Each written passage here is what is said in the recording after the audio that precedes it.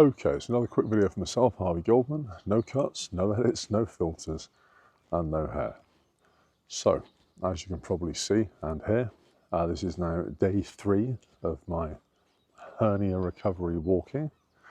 The videos that have come out recently have been in a little bit of a messed up order due to some, I think, scheduling malfunction that I had. But yeah, so this is day 3. So, today's video, a very quick one on universal credit and why it's basically failing. So it's no secret, you probably know that universal credit is forcing thousands into greater financial stress instead of helping them survive. And if you stick around, I'm going to show you how to get the most out of the system without basically falling through those cracks. So universal credit was launched to essentially simplify the welfare system.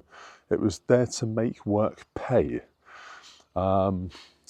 basically to streamline a few different separate benefits into one. But since its rollout, it's been riddled with delays, with underpayments, with harsh sanctions, and also an inflexible structure.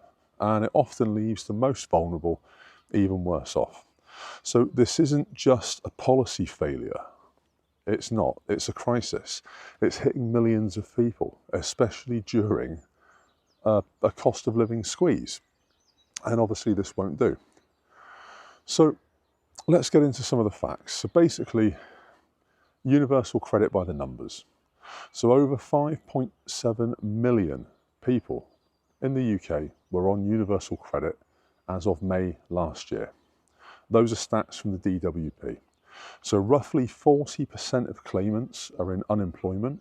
So this means that they're basically working, but they're still too poor to actually thrive or even survive. Food bank usage by people on universal credit has tripled in the last 5 years. Standard allowance for a single person over 25 is around £368-ish a month. And the average private rent is well over 1,200. So the maths just doesn't work. It makes it impossible to live on universal credit alone in most areas of the UK. The 5-week wait to actually get you universal credit destroys most people. New claimants must wait at least 5 weeks before getting any money. So this delay forces many to take advance loans. They take buy now, pay later schemes. They take credit cards. And all of this gets, well, much of it gets deducted from future payments. It obviously pushes them into cycles of debt, which sometimes they can't recover from. Research also shows that the 5-week wait is a major driver of rent arrears, evictions, and food poverty. You've got sanctions and penalties. Basically, claimants can be sanctioned, i.e. have their money docked, for missing job centre appointments, for failing to apply for enough jobs, basically box ticking, or not meeting conditionality rules, even if there's a good cause. In 2023, 190,000 sanctions were applied. Most of these actually were for admin slip-ups, which hardly seems fair, does it? So the system is basically very hostile. It's digitally hostile. Everything needs to be done online, from applying to updating circumstances for people with low digital literacy, and there are many of them out there, or even if they've just got no internet access or bad internet access. This makes the system inaccessible. It makes it punitive. It makes it unfair. For many older, disabled or vulnerable people, that they just get left behind, or they get sanctioned for not managing their accounts properly. You've got the taper rate trap. So this is where for every £1 you earn over your working allowance, your universal credit is reduced by 55p.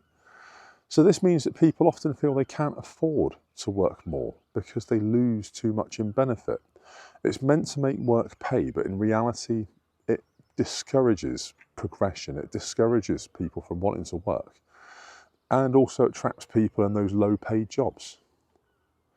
The housing element isn't keeping up. It's not fit for purpose. Universal credit does include a housing component, but it's based on an outdated LHA, which is local housing allowance, and their rates, they've been frozen since 2020. And obviously since then rents have skyrocketed. You know, rents have gone up basically 25–30% in that period. So this gap leaves millions of tenants covering a shortfall, which obviously they can't afford, or simply getting evicted, and neither is good. So what do you do? How do you protect yourself? Well, look, what you can do from the off is to challenge sanctions. Many sanctions can be overturned. Now, it's inconvenient, it's aggro, it's a massive ball ache, but it's a way. Over 50% of appeals are successful. Another thing is claim what you're owed. Leave nothing unturned. Use an independent benefits calculator like Turn to Us, that's the number 2, or Entitled to, that's the word to check that, you know, if you're missing out on anything. Claim everything you're allowed. Apply for discretionary housing payments. They're also known as DHPs. If you can't cover rent, local councils can issue top-up grants on occasion. You've got hardship payments and also budgeting advances. So these are available if you're sanctioned or if you're in a crisis, but you need to request them. They won't be offered. Obviously, a sensible one is to seek help early. Don't let any situation that you're in get too bad. Organisations like Step Change, like Citizens Advice, Shelter, they offer real-time support and they can massively help. You need to report any changes promptly. Keep your online journals up to date, and this prevents future clawbacks. It can also prevent sudden payment drops. So look, essentially I'm saying that if the system feels broken to you, wait until you hear what's happened with rising energy bills and the cost of living in my next video. So don't miss it. But above all, like, follow, subscribe, ring the bell, all that jazz. YouTube's going to put another video there. Be great if you checked it out. And yeah, I'm going to get back to my little morning walk and my recovery. Goldman, peace out.